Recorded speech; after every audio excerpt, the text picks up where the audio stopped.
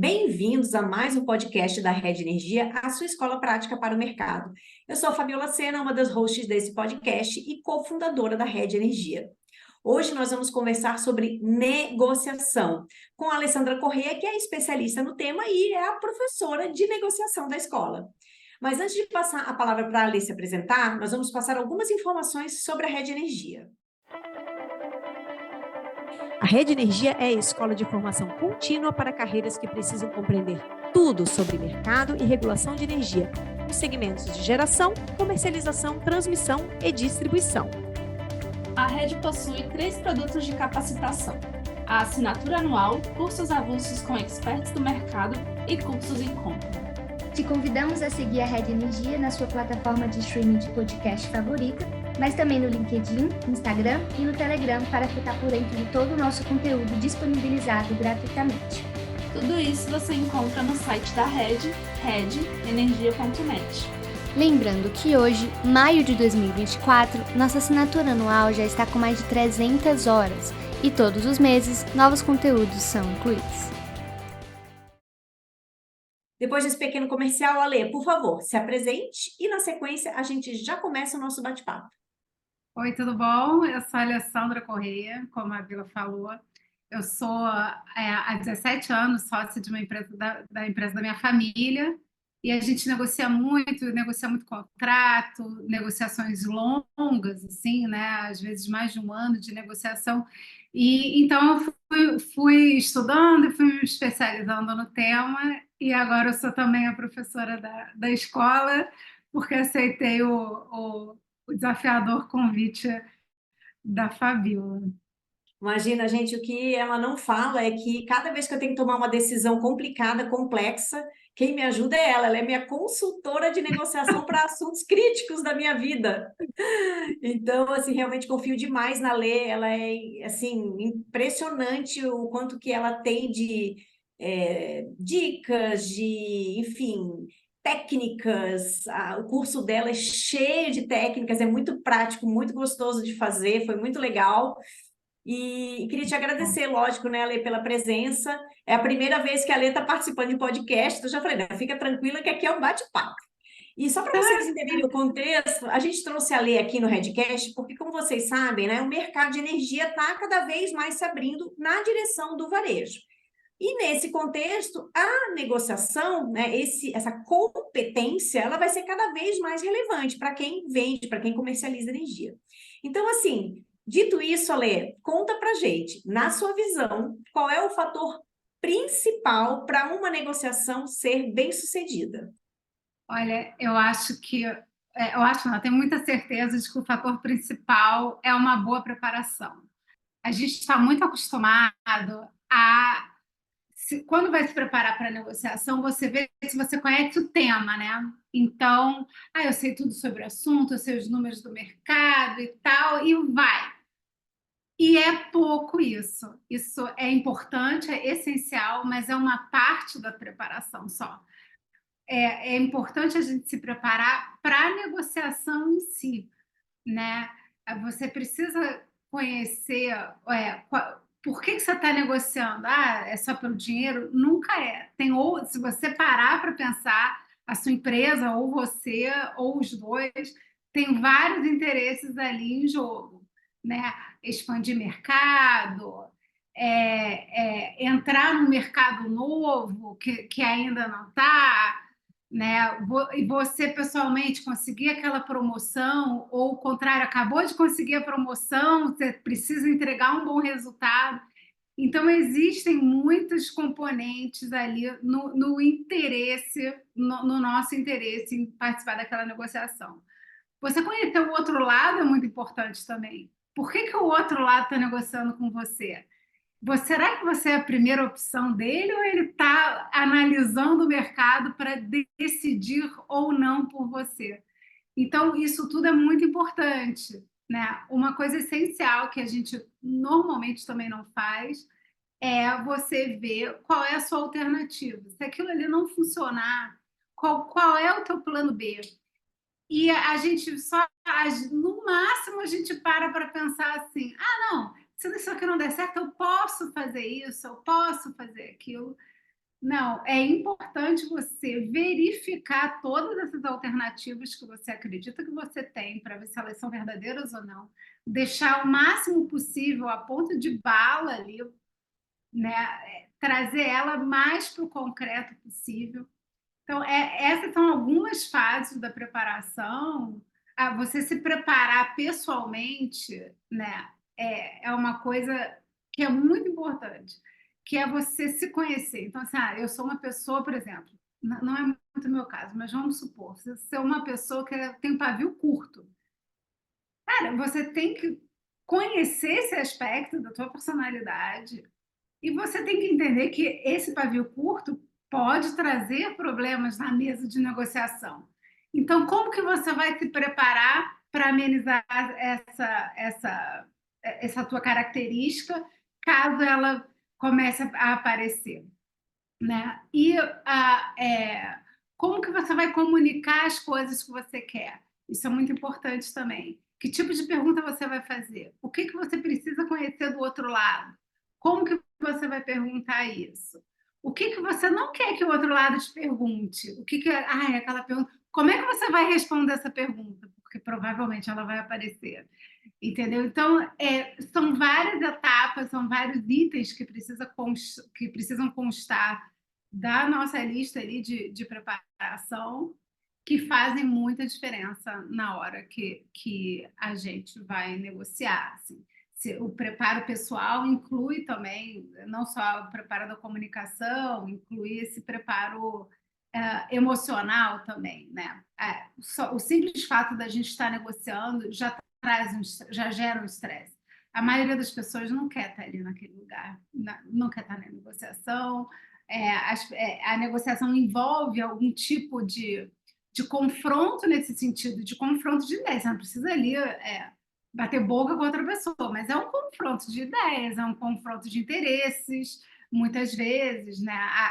As negociações elas têm o lado que a gente chama de colaborativo, que é quando você está tentando aumentar aquele escopo, trazer mais dinheiro para a mesa, né? que a gente fala, aumentar, eles falam expand the pie, você aumenta o bolo antes de repartir o bolo. Então, quando você aumenta o bolo, é a etapa colaborativa da negociação, mas tem a etapa competitiva, que está na hora de dividir o bolo, como é que a gente vai fazer isso aqui? Né? Então, isso já gera um estresse. Então, você está preparado para lidar com esse estresse, com a pressão que é de entregar resultado, pressão de prazo, né? É uma etapa também muito importante. Muito interessante, Aline. Então, assim, em resumo, acho que se você realmente fosse resumir o fator principal é a preparação, e aí ela tem várias nuances, né? Tem a preparação técnica, a preparação, digamos assim, mais na linha emocional, e eu queria entender qual a importância dessa preparação emocional. Acho que ela fica até mais evidente, menos nas negociações corporativas, porque quando a gente está ali defendendo, né, os interesses de uma empresa, eu acho que as questões emocionais elas vêm até menos à tona, não que elas não venham, né? Mas quando você está negociando uma coisa para você, por exemplo, negociando a sua promoção ou negociando uma situação na sua empresa, né? Por exemplo, um acordo de sócios, a venda de uma parte da empresa ou a compra de uma outra empresa enfim, qualquer coisa que realmente seja mais relevante, que tenha um contato maior com a pessoa, né? Eu acredito que essas questões emocionais elas afloram mais. Não que nas negociações corporativas que você faz em nome de uma companhia elas não aflorem. Eu queria entender qual a importância desse preparo emocional, porque o preparo técnico, acho que ficou bem claro que ele talvez seja até mais fácil. Não sei, agora quero te ouvir. Eu acho a preparação emocional, eu acho que ela é importante.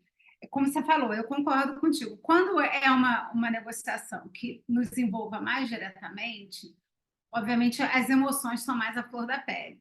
Mas se você está negociando, representando a sua empresa, né, como parte de um time, também vai precisar, porque você vai ter uma negociação interna com a sua equipe e provavelmente com outros departamentos da sua empresa. Você vai ter que negociar com o departamento financeiro, você vai ter que negociar com o departamento comercial. São vários grupos ali, várias equipes que vão estar envolvidas normalmente numa negociação do setor elétrico, então são negociações grandes, né? Então,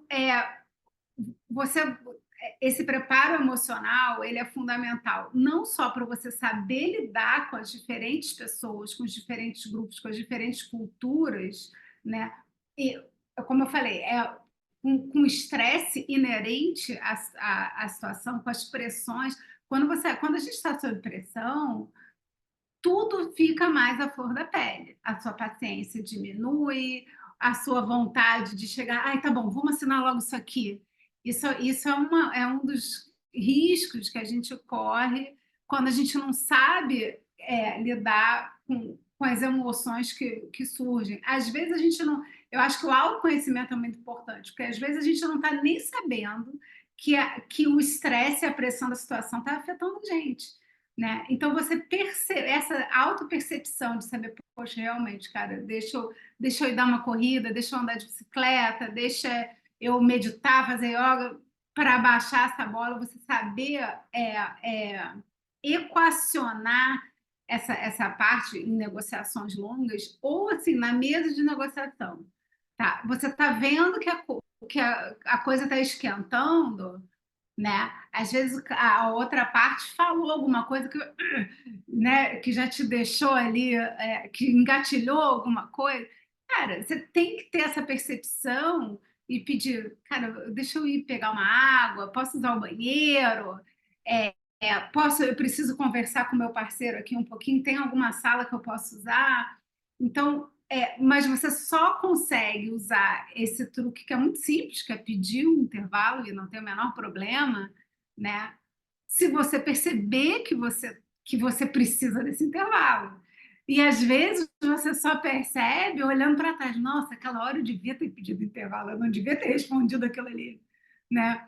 Então, não só porque quando a gente está irritado, quando a gente está com medo, quando a gente está nervoso, quando a gente está ansioso, isso tudo a gente transmite na nossa forma de se comunicar. Às vezes é a entonação, às vezes é a palavra que a gente escolhe, às vezes é o tema que a gente escolhe, então a gente acaba transmitindo isso.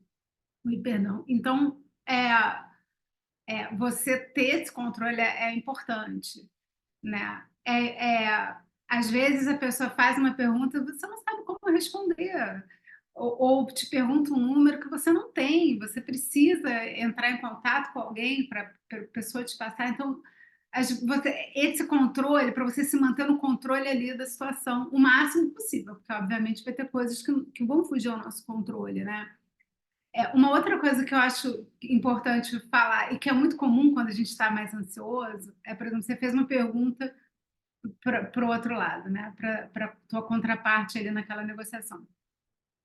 A gente tem muita mania de preencher os silêncios. Então, você fez uma pergunta, a pessoa está lá pensando, e você, então, quem sabe é isso, quem sabe é aquilo, e você vai dando saídas para a pessoa. Se você fez uma pergunta, principalmente se você acredita que aquela pergunta seja uma pergunta importante para você, e difícil, por outro lado, de responder, pergunta, fique em silêncio, espera o outro responder. Não preencha esses espaços com informações ou com outras perguntas. A gente faz isso até na nossa vida pessoal, assim, e não é uma boa coisa. Você fez uma pergunta, espera a pessoa responder. E você precisa estar em controle da sua situação emocional para você conseguir fazer isso, né? E esse silêncio é tanto ali naquele ping-pong ali da mesa de negociação, como, por exemplo, em contrato, você está negociando um contrato, você mandou uma versão, o outro lado, o time do outro lado está estudando, está demorando para responder. Será que você manda um e-mail cobrando? Será que você não manda?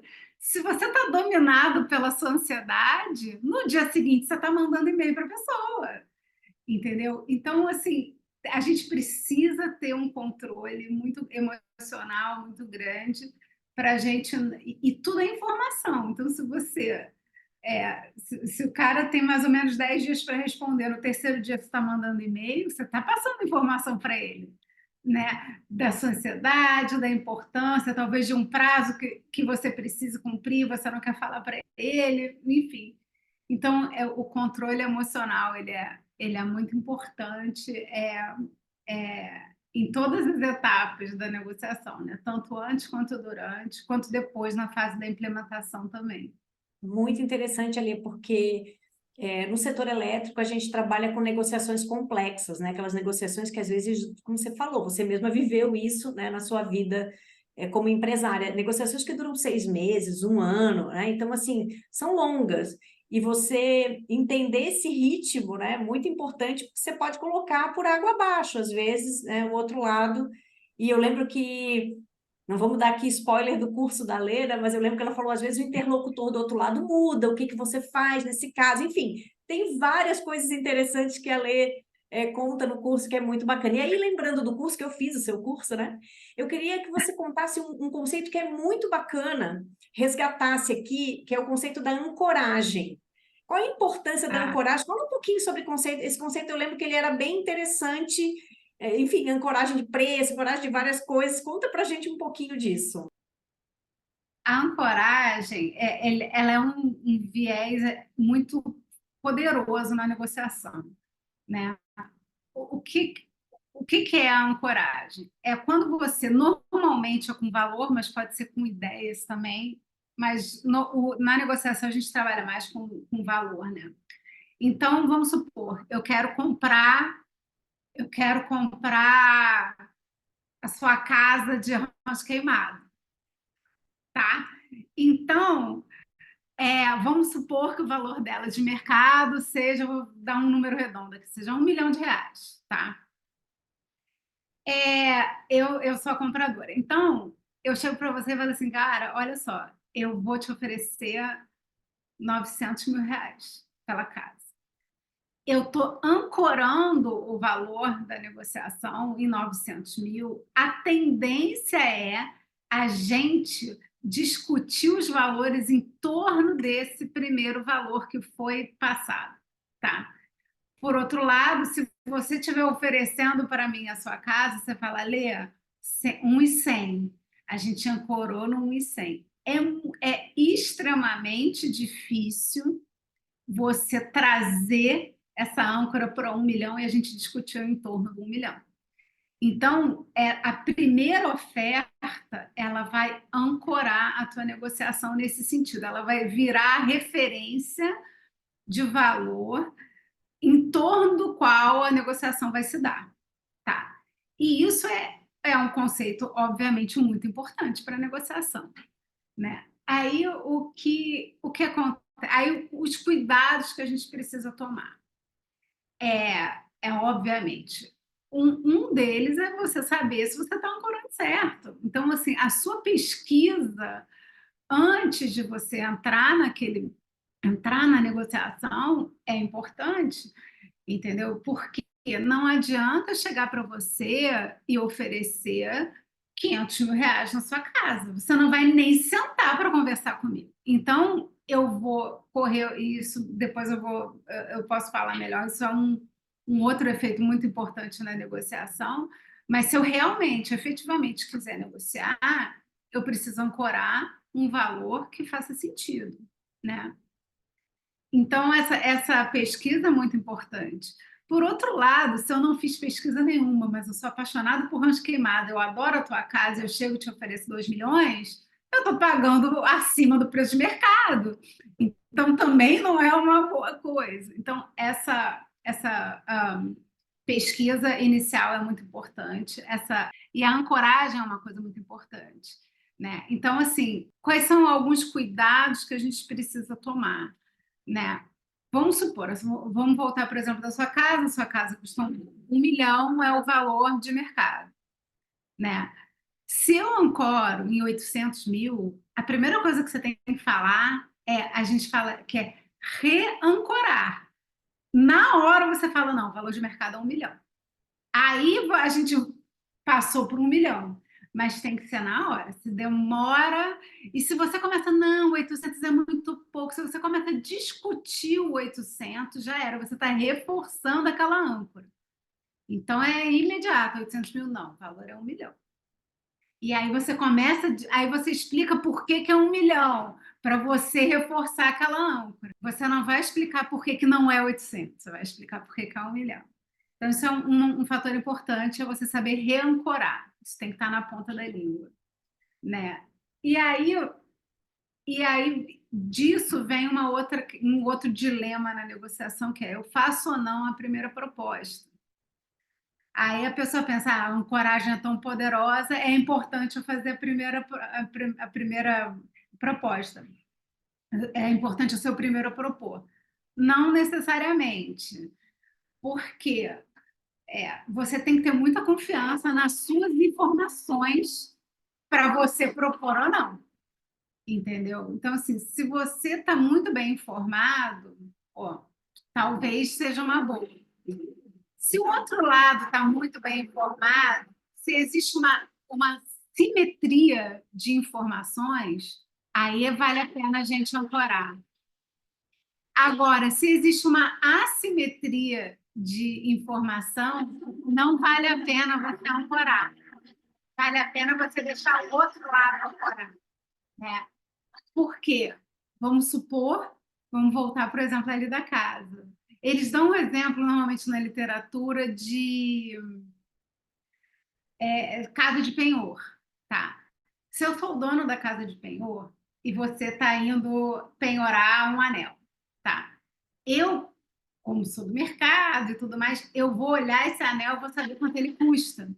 E você nunca vendeu um anel na sua vida, você não tem muita ideia de quanto ele custa. Então, para mim, vale a pena você citar quanto você quer pelo anel. Aí você vai me oferecer, não, eu quero R$1.000 pelo anel, só que eu sei que esse modelo foi feito, sei lá, pela Gasternia, não sei quantos anos atrás, e não tem mais nenhum, e eu sei que no mercado ele vale 20. Então, para mim, valeu a pena eu deixar você ancorar, entendeu?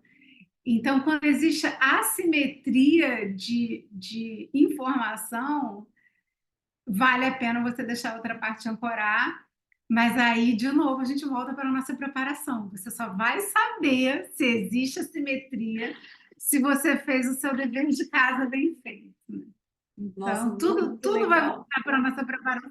Muito legal, Ale. Nossa, agora eu lembrei bem da aula lá que você deu para a gente sobre esse tema, muito bacana.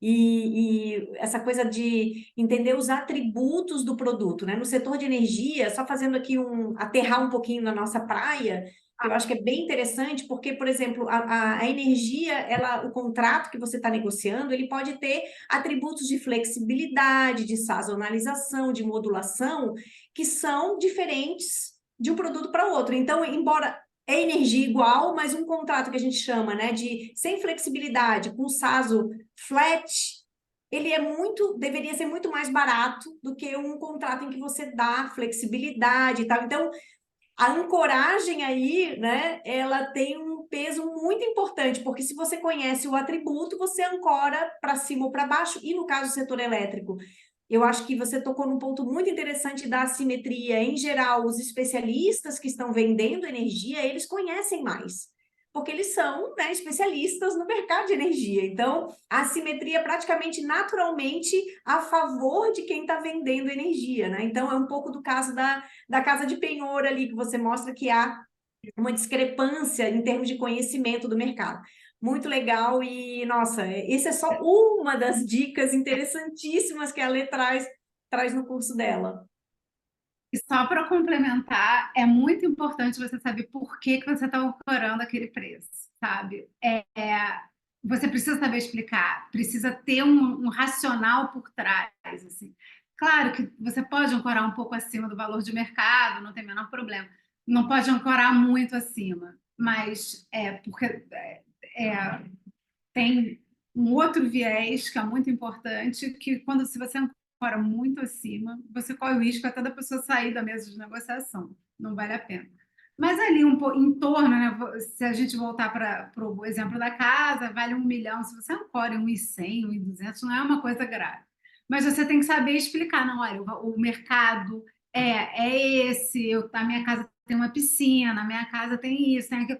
Então, você tem que saber explicar a tua precificação para a pessoa que está comprando, ou se você é o cliente, que você é o comprador, e fez uma oferta, você tem que explicar a sua oferta também. Isso é uma coisa muito importante. Muito legal. Porque Os para a atributos, construção né? da confiança também, né? E para a construção da confiança, as nossas negociações aqui que a gente está falando, elas são negociações que a gente normalmente está negociando o início de um relacionamento, certo? Então, não a gente precisa, durante a negociação, é uma etapa também de construção da confiança daquele relacionamento, que provavelmente vai ser um relacionamento longo. Você não vai fazer um contrato de fornecimento de energia para um mês. Ah, não, esse mês eu te forneço. Vai ser um contrato de anos. Então, ali você tá criando as bases do seu relacionamento, né? Então, sempre que você tiver a negociação, a gente toma muitas decisões ao longo do processo de negociação, e eu acho que uma das... Eu não vou nem entrar em questão de ética, moral, nada disso, mas porque tem uma parte muito prática disso, que você está construindo as bases de um relacionamento que você quer que seja longo e que muito provavelmente você vai querer renovar esse contrato depois, né? Então, inclusive, isso é uma das formas de você ver se você negociou um bom contrato ou não. Essa relação tem tudo para ser longeva, sim ou não? Eu vou conseguir renegociar esse contrato quando vencer, sim ou não? Então, tudo que você fizer, a gente tem que sempre pensar em como isso vai afetar o meu relacionamento com a minha contraparte, né? Nossa, é muito legal você ter falado em relacionamento, que me fez lembrar que negociar não é apenas negociar compra e venda de energia. Eu, por exemplo, trabalhei anos, né, pelo menos 20 anos aí da minha vida com regulatório e institucional, e você fica negociando o tempo inteiro, né? São outras empresas que têm, por exemplo, às vezes um posicionamento diverso da empresa que você está representando, e aí você tem que alinhar, achar um caminho do meio. Aí próximo ponto, né? Se você criou uma situação, um desgaste por conta daquela discussão, já no próximo ponto, né? No ano seguinte, você pode ter dificuldade em conseguir alinhar. Então, assim, realmente você está falando, se aplica, claro, quando a gente coloca em relações comerciais mais tangíveis, é mais fácil, né, de você, acho que o exemplo do contrato de energia, ele é tangível, mas essas relações de negociação que são um pouco mais intangíveis, elas têm aí uma certa sutileza, né, então, o quanto que a relação, ela realmente é importante, preservar a relação, né, isso aí é muito importante mesmo, muito importante. Agora, a gente quer saber as pegadinhas, as armadilhas da negociação. Fala aí um pouquinho das maiores armadilhas, as pegadinhas. Assim, tem 4 armadilhas muito comuns na negociação. São as 4 principais, assim, que a gente precisa prestar muita atenção. Uma delas é o que eles chamam de... Eu não sei se eu vou saber, winner's curse na literatura em inglês, que é como se fosse a maldição do ganhador, que é o seguinte: você fechou um contrato, e depois você dá uma olhada e fala, putz, eu podia ter conseguido mais nesse contrato. Entendeu? Já aconteceu comigo isso! Já aconteceu com todo mundo isso! E aí, um dos sinais disso, por exemplo, de novo, vou eu comprar tua casa e eu falo assim, eu tô louca para comprar a tua casa, o valor de mercado, né, lembra, né? 1 milhão, e eu chego para você e ofereço 1.500, claro, aonde eu assino. Então, se o outro lado, vamos supor que você seja o comprador, se o outro lado aceitou a sua primeira proposta, é porque você ofereceu muito dinheiro, tá? Se você é o vendedor e o outro lado aceitou a sua primeira proposta, é porque você pediu pouco pelo que você está vendendo.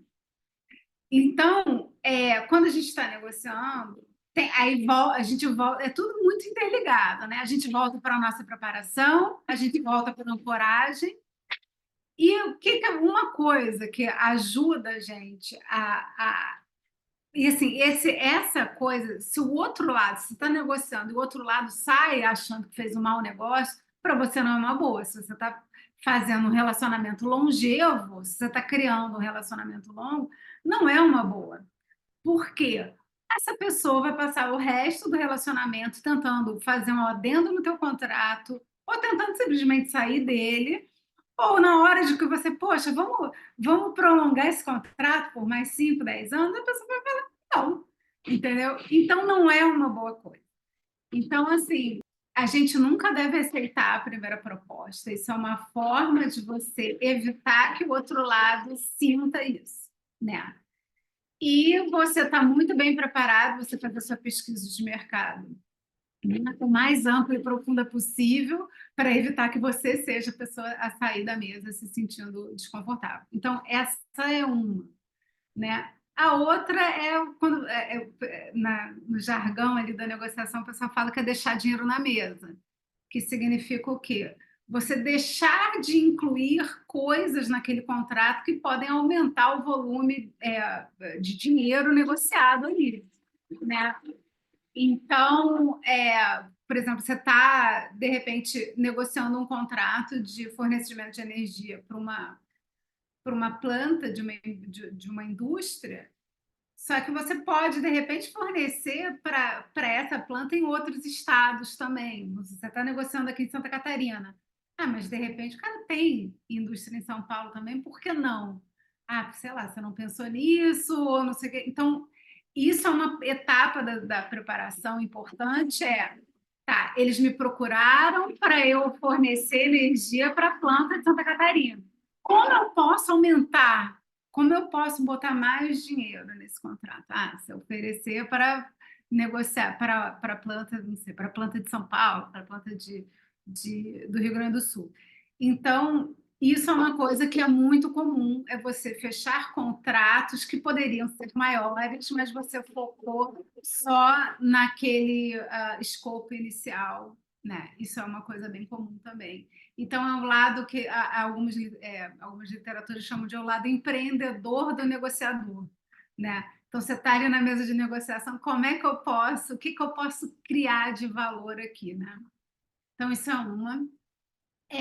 A outra é você não aceitar um contrato, você sair da mesa, e aquele ser um bom contrato para você. Então, a gente volta para a preparação, que é você saber muito bem qual é o seu plano B, você saber o valor que ele tem, você monetizar aquilo. Então, assim, qual é o valor até que ponto eu fico nessa negociação, né? Então, você está negociando. Vamos voltar, por exemplo, da casa.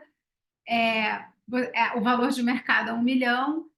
Então, assim, o seu plano B, de repente, é não vender a casa. O seu plano B é alugar no Airbnb. Então, você fez as suas contas, você sabe que não. Olha, eu consigo bancar até 950, beleza. Menos de 950 eu não aceito. Então, e você tem que saber se você pode bancar aquele 950, qual é o seu plano, o que você vai fazer caso aquilo ali não dê certo, porque é uma coisa muito comum, a negociação às vezes está difícil, ou está longa, e você sai da mesa de negociação, mas você não podia ter saído, porque de repente o seu plano B é horroroso. Entendeu? De repente você não tem, você precisa entrar, sei lá, no mercado de São Paulo e é aquela a tua porta de entrada e você não tem outra porta de entrada, por exemplo. Então, você tem que analisar muito bem a sua situação, né? Quando você for se preparar, você tem que analisar a sua situação, a situação da empresa com quem você está negociando e o contexto do mercado, né? Então, porque você sair da mesa não podendo ter saído é uma armadilha muito comum que as pessoas caem. E a última, eu deixei por último de propósito, que em inglês o nome é agreement bias, né? Que é o seguinte, você já está... E, assim, é você assinar um contrato, fechar um acordo, que de repente é o contrário da anterior. É você fechar um acordo que de repente você não deveria fechar. Ou porque você tem um plano B melhor, ou porque aquele acordo ainda não está no ponto ótimo, você ainda pode trabalhar mais nele, ou trazer mais valor para ele, ou pegar melhores garantias para você, melhores termos naquele contrato. E esse agreement bias, de novo, a gente volta para a nossa preparação, e aí a gente volta para o que eu chamo de preparação pessoal, né? Que envolve a preparação emocional também. Porque esse agreement bias, ele é induzido por tudo que te traz sensações físicas desconfortáveis. Então, você está lá na mesa, você vai negociar no escritório do outro e o ar-condicionado está ali no máximo, você está congelando naquela sala, entendeu? E aí você, ai, tá bom, beleza. Ou então é o contrário, tá? Aquele calorão, o cara não ligou o ar-condicionado, falou que o ar-condicionado está quebrado, você está numa sala que pega sol, ou você está morrendo de fome, ou você está morrendo de sede, ou você bebeu muita água, tá louco para ir ao banheiro, ou essa negociação já está durando 7 meses, você imaginou que fosse durar 4, você não aguenta mais aquele negócio. Então, tudo que te causa esse desconforto, essa coisa, ai, tá, vamos acabar logo com isso, te induz a fechar um acordo que ou você não deveria fechar, ou com termos que poderiam ser melhorados, né? Então, aí vem a preparação, que eu chamo de preparação pessoal. Acho que no curso eu dei outro nome, eu chamei de micro-preparação, eu acho. Que é isso, assim, ó, eu morro de sede, então aqui do lado eu tenho a minha aguinha. Eu sou morta de frio, eu sempre tenho um lenço, sempre tenho alguma coisa. Normalmente os homens que sentem mais calor. Então, cara, você vai de terno, vai de blazer, por baixo, não pode ter, sabe aquela camisa que você adora, mas pô, tá manchadinha e não deu tempo de lavar. Não usa ela, porque se você não vai conseguir tirar o blazer se você precisar, entendeu? Então são coisas que parecem, que besteira, ela tá falando de camisa. Mas porque isso induz a reações, a gente tem que dominar as nossas reações, né? Quando a gente está negociando, né? A gente tem que ser muito senhor de si ali. Então, tudo que vai te trazer um desconforto, nem que seja porque vai te desconcentrar, porque você está morrendo de calor, você não está inteiro ali, né? Então, são coisas importantes para gente pensar, né? Ale, lembrei até a história de em qual lado sentar na mesa. Até isso ela ensina a gente, mas aqui você não vai falar, não. É Você verdade. não vai falar, não. Não conta pro pessoal. Vou guardar um pouquinho. É isso. E, Ale, agora fala um pouquinho dos erros. E eu queria falar uma coisa que você evitou que eu errasse.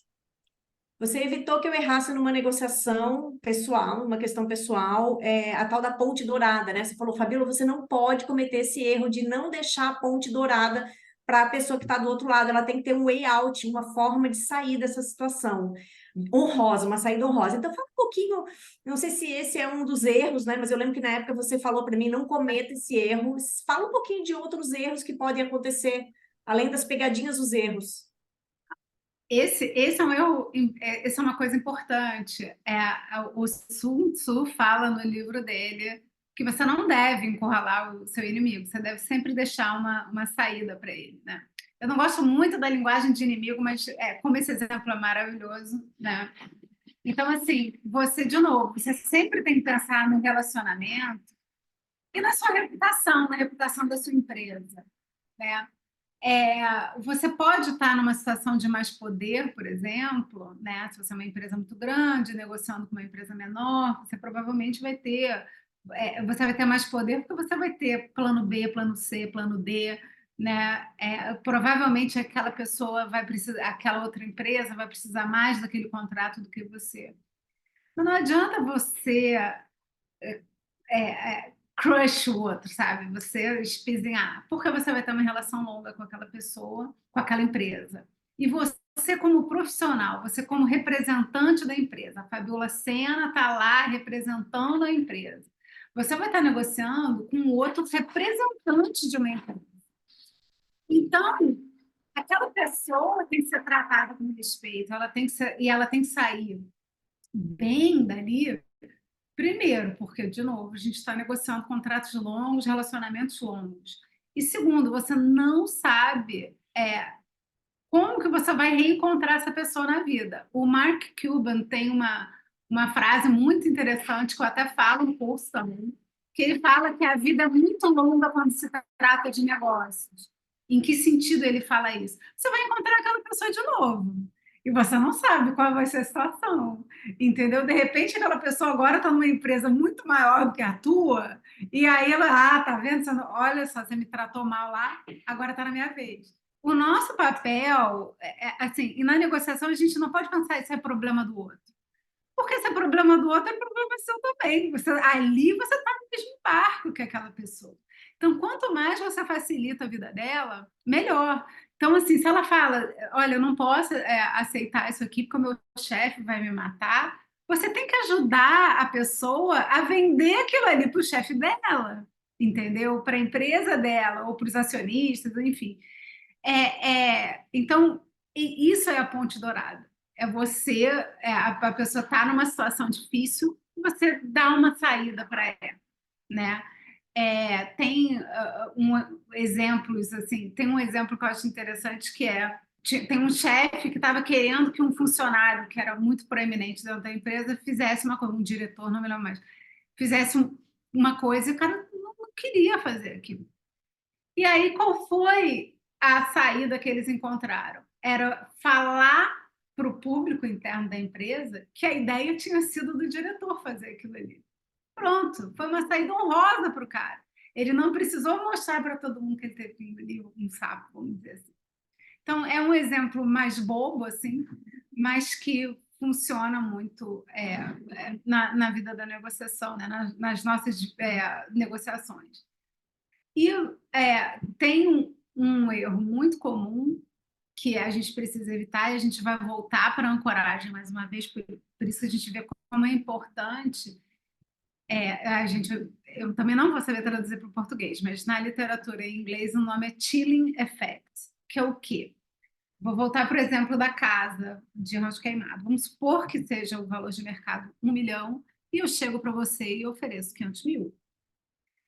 O que acontece quando você... Porque normalmente a pessoa pensa, se a ancoragem é tão importante, eu vou ancorar muito longe, porque daí a gente vai negociando e eu chego no 700. Mas não é assim que funciona. Porque você vai causar esse efeito na pessoa de... Como assim? Sabe? E a pessoa... Você pode perder a oportunidade de negociar. Porque a pessoa pode ir embora da mesa. E isso acontece até mais se for um grande negociando com um pequeno. O pequeno já está assustado de estar ali, gente. Se você faz um negócio desse, a pessoa eu vou tentar em outro lugar. Aqui eles vão me passar a perna. Então, você passa uma ideia de desrespeito ou de despreparo. Inclusive, tem um exemplo da vida real, que eu vi o próprio rapaz contando, que há muitos anos atrás um grupo desenvolveu um software e a Apple se interessou em comprar o software, tá? E o Steve Jobs foi conversar com esse cara e o cara pensou, bom, vou ancorar lá em cima para conseguir um pouco a mais. Ele é o Steve Jobs, então ele vai barganhar um monte. Então, para eu ter gordura ali para queimar na negociação, deixa eu ancorar lá em cima. Então, o software estava avaliado em 1.300, se não me engano, era um número, tá? 1.300.000 dólares. E o cara pediu 3 milhões. Tá. Aí o Steve Jobs olhou para ele e falou assim, 3 milhões? O seu software não vale isso. E você sabe que ele não vale isso. Eu não negocio, eu não trabalho com quem mente para mim. Virou e foi embora, chamou o time dele e o time dele desenvolveu o software internamente. Demorou mais tempo? Demorou mais tempo. Talvez tenha saído um pouco mais caro do que 1.300.000, talvez tenha saído um pouco mais caro, mas ele saiu da mesa, porque ele viu que ali, infelizmente eu não me lembro o nome da empresa, mas então assim, isso é uma coisa muito importante. é muito difícil você conseguir sair disso. Se você foi a pessoa que fez a oferta mal feita, é quase impossível você sair disso, tá? É quase impossível. Sem você sair com a cara no chão. Porque ou você vai ter que dizer que você não se preparou direito. O que você vai falar? Você ofereceu 3 milhões, você pediu 3 milhões num software que valia 1.300. Você vai falar o quê? Qual é a explicação que você vai dar? Não tem. Entendeu? Então, ou você vai bagunçar aquela relação logo de cara, ou você vai correr o risco de perder a oportunidade de negociar, né? Então, isso é um erro muito, muito comum, que inicialmente faz até sentido você ancorar muito acima e que é quase impossível você sair dele, né? Acho que é isso. E um outro muito importante também é outro viés cognitivo que, assim, normalmente, por exemplo, você é a dona da casa, você que construiu a casa, você participou do projeto, escolheu cor, escolheu móvel, escolheu tudo. Então, é comum esse viés de você achar que a sua casa vale muito mais do que 1 milhão, simplesmente porque ela é sua, entendeu? Então, isso é um viés que a gente tem que tomar cuidado também, de quando a gente está negociando, assim, ali no setor elétrico, isso não vai ser uma questão, porque você não vai achar que a sua energia é melhor porque ela é sua. Mas isso muito mais na nossa vida pessoal, assim, ou se você construiu uma empresa, se algum dia você quiser vender a rede, por exemplo, se você construiu uma empresa, construiu uma casa, ou se você, pô, sei lá, juntou uma grana, passou um tempo, comprou o teu primeiro Mercedes na vida, e nessa situação, ou se você é um roteirista de cinema, escreveu aquele baita daquele roteiro. Então, sempre que a gente é dono da coisa, a gente corre o risco de cair nesse erro. E quando você está negociando com o dono da coisa, você tem que saber que existe a possibilidade da pessoa estar sob efeito desse viés, você tem que ajudar a pessoa a botar o pé no chão, assim, a entrar num valor de mercado. Acho que é isso. Esses são Muito os legal, Ale. principais. Muito bom. Eu estava aqui dando uma olhada nas minhas pastinhas aqui. Acho que você tem quase 10 artigos escritos no blog da Rede Energia, desde guerra, Ucrânia, Rússia, né? O que a gente pode aprender com os preparativos para as negociações da guerra, o Churchill, os silêncios, introvertidos, porque às vezes a pessoa acha, mas eu sou introvertido, isso é ruim ou é bom, enfim, tem muita coisa legal para quem gostou, né? Além do curso da Lê de negociação, que no momento não está aberto, mas a gente aceita para cursos in company. A gente tem esses artigos muito bem escritos e muito gostosos de ler lá no blog da Rede Energia. Ale, o nosso bate-papo chegou ao fim. Queria te agradecer demais a presença aqui. Eu espero que a sua primeira experiência no podcast tenha sido agradável, gostosa. Volte sempre que você quiser. A escola, obviamente, está de portas abertas para você. E queria saber algum recadinho final. Você que lê muito, gente, a Lê, ela é viciada em leitura. E ela lê praticamente tudo em inglês. E eu sei que ela tem o William Murray, que ela sempre fala dele, tem o Chris Voss, enfim, tem um monte de autor aí que eu sei que ela adora. Então, dá algum recadinho final, alguma dica aqui para os nossos ouvintes sobre o tema negociação. Bom, eu queria agradecer muito o convite, adorei participar. Muito obrigada por essa oportunidade de estar aqui com vocês de novo. Eu adoro trabalhar com a Rede, é muito gostoso. Assim, o William Murray, né? Ele é o criador do método base que se usa até hoje. Então, ele tem um livro muito importante que é Como Chegar ao Sim. O título é meio ruim, mas o livro é muito bom. Ele dá a estrutura básica de preparação para as negociações. Ele é um livro universal, todo mundo usa, todo mundo conhece. Ele é muito bom. E o Chris Voss, que a Bila citou, ele é um ex-negociador da FBI, que hoje em dia tem curso de negociação, e ele escreveu um livro que em inglês é Never Split the Difference, e que em português veio com o título de Negocie como se a sua vida dependesse disso. Também não gosto desse título em português, Então, assim, eu acho uma boa combinação para quem não quer se aprofundar no assunto, porque um traz estratégia, que é o do William Ury, que é o Como Chegar ao Sim, e o outro traz táticas. Como é que você vai fazer ali na hora H? O que você vai falar? O que você pode usar? Então, ele traz excelentes táticas de comunicação. O segundo livro, o livro do Chris Voss, é um pouco mais fácil de ler. O do William Ury não é aquela leitura super agradável, mas também não é nada difícil. São livros pequenos, assim, que eu acho... se eu pudesse... posso escolher só 2. Eu não leio mais do que isso, leio esses 2 que acho que você está bem coberto. Excelente, Ale, muito obrigada. E antes de me despedir, vocês já sabem, né? Vou deixar aquele meu recadinho final. Se você gostou desse episódio, não deixe de ouvir os outros. E para deixar as sócias da Rede Energia felizes, deixe a sua avaliação 5 estrelas no podcast. Até a próxima! Este foi mais um episódio do Redcast, que também está disponível no YouTube e na plataforma da Rede Energia. Acompanhe o Redcast na sua plataforma favorita e receba uma notificação sempre que adicionarmos um novo episódio. Se você gostou desse episódio, não esqueça de compartilhar e deixar um comentário ou avaliação. Até a próxima!